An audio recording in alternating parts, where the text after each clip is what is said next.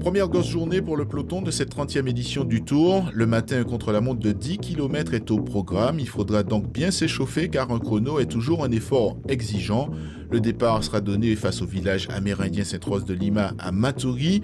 Au carrefour Califourchon, les concurrents en pointe la Matourienne avec un vent de dos. Ce contre-la-montre est donc promis aux coureurs puissants car une fois passé le giratoire Adélaïde-Tablon, ils doivent avaler un dernier faux plat de 500 mètres menant à l'arrivée près du stade Edmar Lama. L'an dernier, les conditions climatiques avaient avantagé les premiers partis.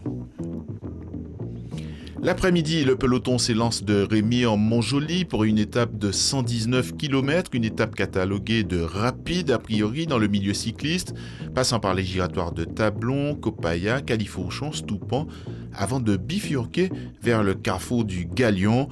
Le peloton s'engagera alors vers la RD5, en passant par le pont de la rivière des Cascades, puis le pont de la Crique Coco avant de se diriger vers Montsinéry et Tonat en traversant la savane Mariva.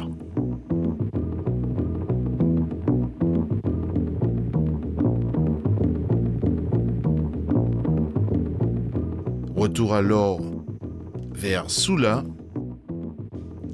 puis le pont de la rivière Cayenne. Le peloton met alors le cap sur Maturi en passant par le giratoire du Progd avant de rejoindre Califourchon et de virer à gauche vers le rond-point Adélaïde-Tablon, puis direction les Maringouins, Crique-Fouillé, puis contournement du quartier Larrivaux avant de rebousser chemin vers le stade Edmar Lama où sera jugée l'arrivée de ce deuxième tronçon.